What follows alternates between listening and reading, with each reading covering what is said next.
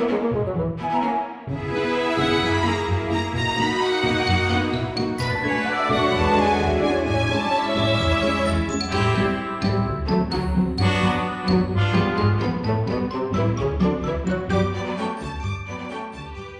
day. My name is Glenn O'Kray. I'm a member of the Dearborn Historical Community, and I'd like to welcome you to this show Through the Arsenal Gates.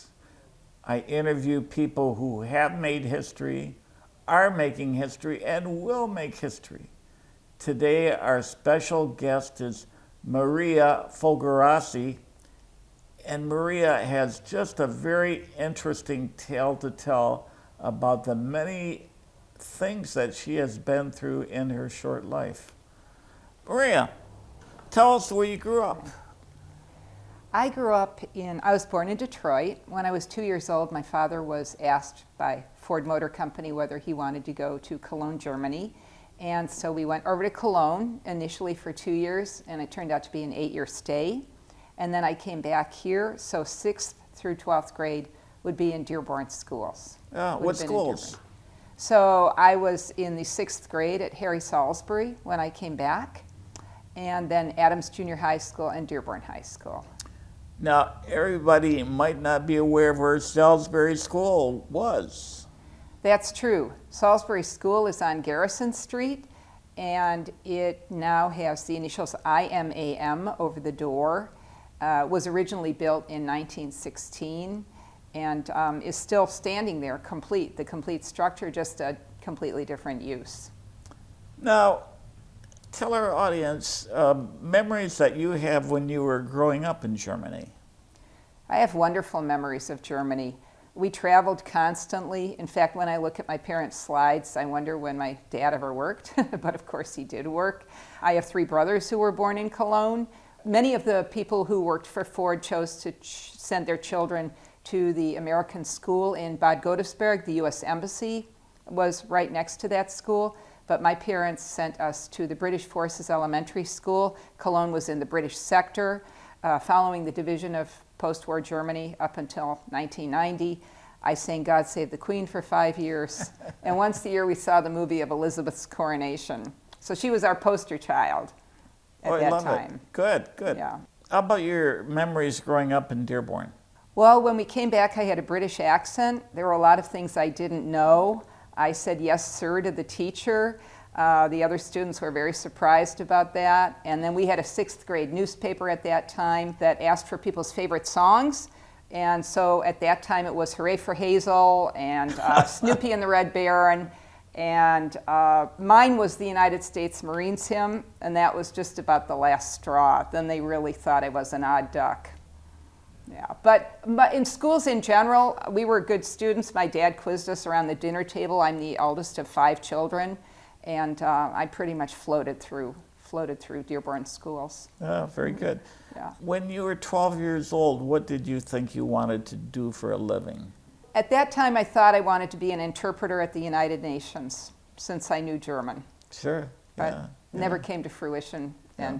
And but that was my line of thought.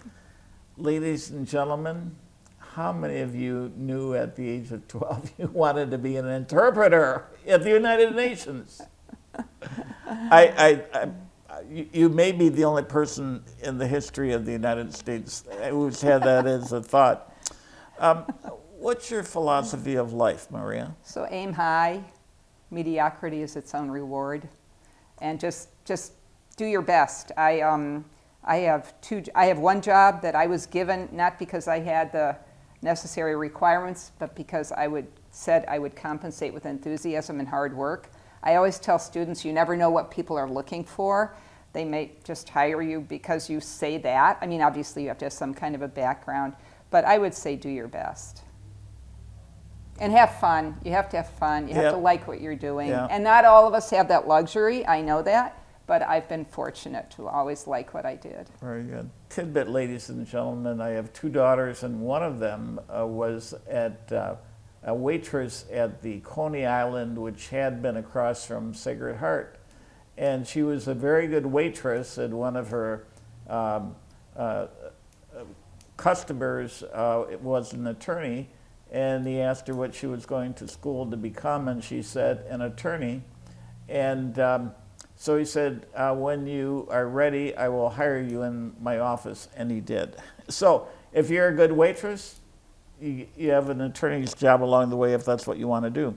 I waitressed at the Chamberton for about 6 summers. Tell the audience about that. Well, the Chamberton had 3 parts. It had a coffee shop, it had a lounge, it had a dining room. I liked the coffee shop because you could get a fast start in the morning. And a lot of people at that time who were over here, we didn't have such a big choice of hotels and motels as we did now. So some of the Ford overseas people would come and eat there.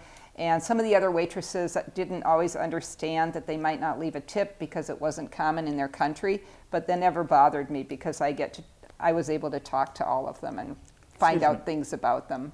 The Chamberton was a dining room within the Holiday Inn, which was located basically where the now gone Kroger's is located on Michigan Avenue. Right. Jim Kokas was our manager, Gus and Jim Kokas, and their philosophy was the customer is king. No matter what the customer said or wanted, if they asked us if they told us that the salt cod was particularly salty, we just said yes sir, yes ma'am, and we didn't say it's salt cod. So, Did you make good money? we made a lot of tips. Okay. Yes, yeah, it was pretty good. Yeah. I was happy. I was content. Did you have any other jobs along the way? No. Well, I was for 1 year at Michigan and Telegraph. There was a dry cleaners, and I worked there for a year, and the Chamberton, and then no babysitting, things like that. All right. So, And you got your undergraduate degree in? in German literature at the University of Michigan. Okay. All right. Very good. I'm going to guess that you were probably at the head of the class. Am I right on that? You were the best student in the class? I don't think I was the best. I was one of a plethora of honors candidates. Okay. All right. What motivated you to be a good student? I think my parents did. They valued education. We were quizzed on the multiplication tables around the dinner table, things like that. You lived outside the U.S. for 44 years before coming back. Mm-hmm. You've been here now for 5 years. How did you feel coming back? Well, we came back because my mother was not well, and we had the third of our 3 children who had been accepted to the University of Michigan, and we were able to get in-state tuition for her, so that was a big advantage. And also family reasons, my mother. And so I came back every summer with the children, so I wasn't a stranger in that sense to Dearborn or the part of Dearborn that I live in. And we just knew it was time, and a lot of things were different. I gave up a job I loved in Berlin. In fact, the principal gave me a year's leave of absence, so I had to decide in 2017 whether to go back or stay here. But for family, I stayed here. And you make your way, you find people with whom you have things in common, people who've traveled or maybe lived overseas or are curious about other countries, and you go forward. Do you find people are interested in your having lived overseas? I don't get a lot of people who ask me that. I give talks in libraries about the places where I've lived, and on those evenings I know those people are curious and they will ask. But on a daily basis, I mean, even at the beginning, I didn't get a lot of questions. But you know who the people are over time with whom you have something in common, who are curious. Sure. What's the best thing about being back in the U.S.? We hadn't planned on living in the house that my parents bought in 1966, but we've ended up in that house. And it's a beautiful house in a beautiful location. And it's cheaper to send cookies to my children if I'm in the United States, because I bake a lot of cookies for my children. And I miss a lot of things, especially about Germany. That was the country where I spent the most time. But I've found out about the history of my neighborhood here. I've always loved history. And I have substitute taught mostly in East Dearborn, where we have our whole mainly majority Middle Eastern community. I like different cultures. I like learning about that. Ladies and gentlemen, we have with us Mariya Fogarasi, who is an activist, and she is a member of the Dearborn Historical Commission and a very fine person. Now, tell the audience what took you overseas initially. Well, initially it was my father's 8-year assignment with Ford of Germany in Cologne, but after that I went back for a junior year abroad, and then after graduate school I went back to work. And it's the famous phrase, I was going to stay for 1 year, but why would I stay for 1 year? I had 6 weeks of vacation and Europe at my fingertips. Why would I stay for 1 year? So I stayed for 10 years working, and towards the end of that time I met my husband through another job I had just started. And then, so I literally never came back. Although our first posting when we were married was Toronto, which was great because our first child was born there and I was very close to home and to my parents, so that was nice. Oh. Now, what kind of employment did you have in Germany? So in Germany, I first worked for a freight forwarding company. Then I went to work for Ford of Germany, and that morphed into Ford of Europe. At Ford of Germany, I priced the motorcraft parts, and I made product of the month campaigns for the dealerships. And then at Ford of Europe, I was in accessory merchandising. Accessory meaning everything you can buy for a car after you already own it. A radio, snow chains, child safety seats, things like that. And but I really wanted to go into field service for Ford of Germany, and they had never sent a woman out before. And they wouldn't say point blank, we won't send you out because you're a woman. So one day I bought a big pile of newspapers, and they were German newspapers, and one of them had a small ad in it in English talking, and it didn't give the specific name. It talked about an American representative office that needed somebody to do market research, help American companies get into different markets. They wanted someone who spoke a couple of European languages, and there was a number. So I was living in Cologne, and this was just north of me in Dusseldorf, and it said, if interested, call this number. So I did not know that, like the US government and our consulates, we have some states who have offices overseas promoting investment into the states and exports out of the state. So I called the number, and the secretary answered and said, State of North Carolina European Office. And if it had been April 1st, I might have thought this is some kind of a joke, but it wasn't. So she was screening people, and I was invited to send in my resume, and I ended up getting the job. So I was then the state of North Carolina trade representative for Europe. Now, did you develop a Southern accent for that job? You know, I did, yeah. You know, the first time I went to Raleigh, it was more foreign to me than, you know, a country in Europe. And also I went in September, and I walked the 5 blocks from my hotel to the State Commerce Department where I was to report. And I was soaked with perspiration when I got there.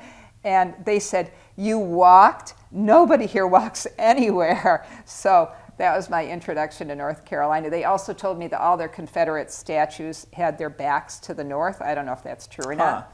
But anyway, I went to work for the North Carolina state government, and now I have in my past, I have a certificate. I'm an honorary Tar Heel. Oh, wonderful. Very good. Life doesn't get any better. Yeah, yeah.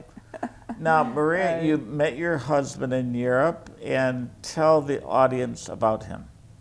So my husband worked for the U.S. Department of Commerce. So when you have a U.S. embassy overseas, you always hear about the State Department, but there are many other departments that comprise an embassy, and one of them is the Department of Commerce. So he worked for Commerce, but overseas in the International Trade Administration, meaning he was also promoting and supporting U.S. exports, whereas I was doing it for the North Carolina state of North Carolina.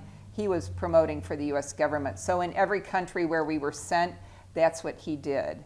And some of them turned out to be different than others, because 2 countries where we went were Bulgaria and Hungary after the Iron Curtain fell. And then there were situations where industry was being privatized, and so the embassy would advocate on the part of an American company to try and get that versus a German or French company. And so it was a variety, and so he happened to fall into a variety of tasks. We went to Korea right when the U.S.-Korea Free Trade Agreement was being negotiated. So, but basically he supported and promoted U.S. business wherever he was. How was it being the spouse of somebody working for the Department of Commerce? Well, that's an interesting question because we are known as a trailing spouses. I was a trailing spouse, and many people don't want to be a trailing spouse anymore because many people have their own careers. So you really have to be able to adapt. You can look for a job on your own, or if you have a family and your children are young, you might choose not to do that, but then you are going out to find groups, other mothers, other situations. You have to reinvent yourself every time. So I had my revenge, actually, in a way, when we came back to the US in 2016. And for the first time, we moved somewhere, and John didn't get up and put on his suit and tie and go to the office and find his staff waiting for him. He found Dearborn, Michigan. So whereas I had been used to doing that all along. So that was interesting. Yeah. Yeah. Tell the audience about the different countries you've lived in and the experiences that you've had. Well, when we were in Toronto, I was very fortunate because we went to Toronto right when the U.S.-Canada Free Trade Agreement was being implemented, and there were a handful of U.S. states who opened offices there. Most of them were Great Lakes states, but my colleague in North Carolina, whose name was Karen Broyhill, whose uncle happened to be Jim Broyhill, the Secretary of Commerce for North Carolina of Broyhill Furniture, said, "Oh, Uncle Jim, Mariya's moving to Toronto. She could open a Canadian office for us." So I opened a Canadian office for the state of North Carolina, which is a little bit tricky because the proximity is such that many North Carolinians will just jump right to Canada, but there was still a certain amount of promotion to be done. So after that, we went to Bulgaria and Hungary, and I didn't work outside the home. Well, in Bulgaria, I helped because my husband was creating a new office. Bulgaria had not had any trade with the United States prior to 1989. They had had no commercial office in the embassy. So John was setting it up. And you cannot officially work for your spouse, but you can volunteer. And then we had 2 very young children there. In Hungary, the country of my husband's heritage, here I'm Mariya Fogarasi, and in Hungary I'm Fogarasi Mariya. I sound like a completely different person. It's a Hungarian name. And so then I was the vice president and president of the American Women Association. The part I loved was being in charge of tours and outings. I lined up everything I hadn't seen yet and wanted to see. And the women who, we were 100 women at that time, and you could kind of tell by, and it would be women, and you would say, well, for whom does your husband work? And then if 10 of them were for Pepsi Bottling, you knew Pepsi Bottling had its headquarters in Budapest at that time. Ford had a subsidiary an hour south of Budapest, so you could kind of see the economics. It was interesting. And Hungary is a country where, literally nobody knows the language when they move there. It's not an easy language to learn. People are very, very happy to have something like a women's association or international women's club as a support group with many different activities. And then when we went to Berlin, I was in my element. Actually, yeah, we went to Berlin twice, and I worked for an admin office at the embassy that called the Community Support Association that provided everything for the embassy families they might be missing, even in a country like Germany. So in other words, you could find Peter Pan peanut butter, or you could get your Pop-Tarts, or you could at that time rent an American Video. And so I really enjoyed that. And then, but I got that job because I was asked whether I had fluent German or not, because they needed someone who could also speak to the outside world. And in Korea, I gave private English lessons. Everybody in Korea learns English, but they don't always have a chance to practice. So these were lessons I went to a government agency that's the equivalent of our government of, so it's the GAO that inspects the books of other agencies. And I would go to the international department and give a lesson to whoever came that day, and then I went to the chair. And the first chair to whom I went I didn't really have a personal relationship, but the second one was a very interesting man. He had been a Korean Supreme Court of Justice, and he had been in Germany for 2 years in the 80s studying German law. It probably wasn't so easy to be a Korean student in Germany in the 80s. Sure. So we hit it off right away. We had that in common. And you're going to someone who's highly educated, who's probably read 6 daily newspapers before you even come in there. You've got to have an angle for that lesson, something that is interesting and that holds attention. And 3 months after I left, he became the Prime Minister of Korea. So that was really cool. And then when he stepped down as prime minister, he came to Germany, to Berlin for 6 months with his wife, because the Koreans, whether or not, there's so many different feelings. Do they want reunification? Do they just want to live in peace with North Korea? What is the true feeling? But they are always studying how reunification happened in Germany. So they came for 6 months, and we had some nice get-togethers. And I was very fortunate and privileged to have that friendship. And when I would go into his office in the morning, he had 7 secretaries in the outer. This was before he was prime minister. He was just chair of the Board of Audit and Inspection. And every single one of them, because teachers are very highly respected, every single one of them would go like this, and they would go every time I came in. So that was pretty cool. So well, I suspect your husband John does the same. Well, I don't get that from the students where I substitute teach these days. Let's put it that way. Yeah. Well, ladies and gentlemen, this is Mariya Fogarasi, an activist in the community and a member of the Dearborn Historical Commission. Now, tell us about Bulgaria. None of us know squat about Bulgaria. I admit I had to look on the map to see where Sofia was before we went there. And it is a country that is blessed with a lot of sunshine, with agriculture, with fruits, with vegetables. It has the Black Sea. 1/3 of the country is mountainous, so it has fantastic winter resorts. They would have loved to put their hat into the ring for the 1992 Winter Olympics, but they didn't have anywhere near the infrastructure or the money. So when we went there, they're also a very highly educated country. When we went there in 1992, you know, we always use the expression the wall had just fallen, they had regained their freedom. There was so much hope going forward, but unlike Poland or the Czech Republic or even Hungary, there was already corruption at that time, and Bulgaria has struggled over the last 20 years.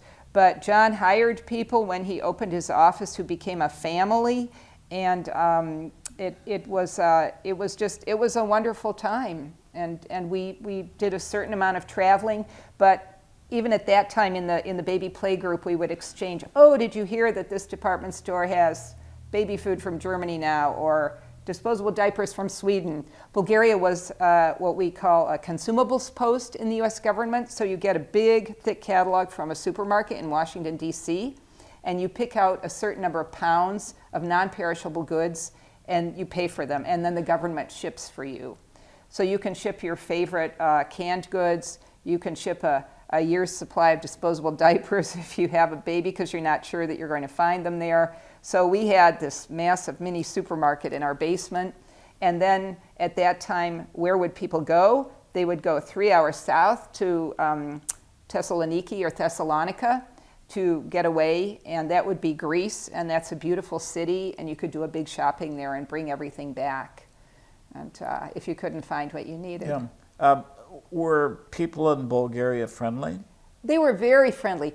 They were very curious, actually, still at that time. I remember when we got there, we drove, John and I, and we had a 9-month-old daughter at that time, and he went into the embassy, and I took Christina into the park, and I had this can of formula, and I had a bottle of water. And so I put some formula in the bottle of water, and I was shaking it up to give it to her.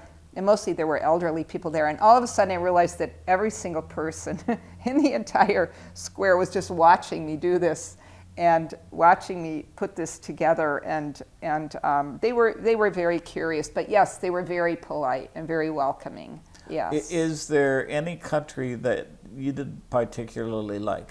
No, I was fortunate. Bulgaria, Hungary, Germany many, many times, Korea, Canada, no. Now, when you say they were polite, in Hungary and Bulgaria, they hadn't yet learned the concept of smiling necessarily when somebody came into a store. But then you would think you had 45 years of communism. Would you feel like smiling every day when you so that could be a bit brusque, but that was never anything personal against me. Yeah. Now, tell us about, what is that, the Arsenal River Bend? It is. What is all that about? It is. So the Arsenal River Bend is a neighborhood in Dearborn on both sides of the Rouge River, roughly Arsenal going over to, you mentioned where that, so Dearborn Towers, and then over to Brady, And so Morley, Garrison, those streets in there. And they have a very well-established association, MARA, Morley Area Residents Association. And on the other side of the Rouge, we have Riverbend, which would be starting with River Lane, Law, Alexandrine, Long Boulevard, and that section of Cherry Hill. And I have this shirt because we are a group of 9, gang of 9, and we came together a couple of years ago. You have to know that 20 years ago, the Morley Area Residents Association tried to establish a historic district. They were able to get a historic district ordinance for the books in Dearborn, and they were sadly unsuccessful at establishing this district, which really would have been just a very small neighborhood, not the whole city of Dearborn, just their neighborhood. So when they tried again and started to go to work on this, they invited Riverbend to be part of it. And so we have been working on this project. Well, I should say we would like to see a historic district, but prior to that, the historic district ordinance that was put on the books for the city of Dearborn at the time needs updating. It needs to be in accordance and stipulation with the state laws, and that can only be approved by city council. We have submitted a draft, and we are hoping and still hoping to get that approved. Has it been enjoyable?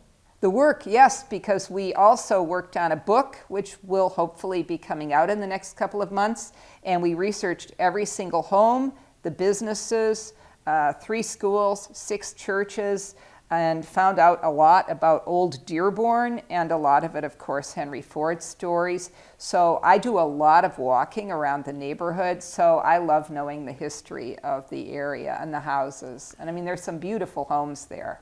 Does any story just fly off the top of your head that was particularly interesting for you of a home? We have a home right next to Ford Field on Long Boulevard that belonged to the first mayor of United Dearborn when Fordson and Dearborn came together. His name was Clyde Ford. He was a distant relative of Henry's.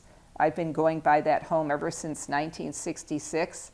I'm annoyed because I haven't been able to find out who the architect was. I mean, there's almost a home everywhere. There's the old Snow House at the end of Morley that belonged to Dr. Edward Snow, which is the only one in that cul-de-sac. I believe there were 4 originally Snow houses, and just his being the physician for the arsenal. There's everything on Morley and Garrison because it was all arsenal land, which when they started selling off the property was kind of prospecting coming in. This was a growing area. You had the Rouge River. You had probably a lot of farming before that. You have on Long Boulevard Samuel B. Long's farmhouse, which went up for sale last year, and every time a beautiful house goes up for sale, we are quaking in our shoes because we're afraid it's going to be torn down. We're not against new development, we're not against new building, but we're sad when we see a historic house go down. So that farm found a new owner. That farm gave Long Boulevard its name. It was all Samuel B. Long's farm. So there's just so many different examples I could point out. She's not at all interested or enthusiastic. Mariya, as we wrap up this program, tell us what you'd like to be remembered for when you move to the next life.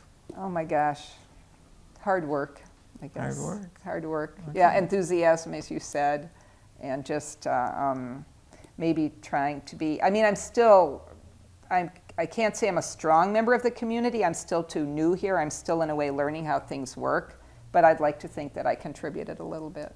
Very good. Oh.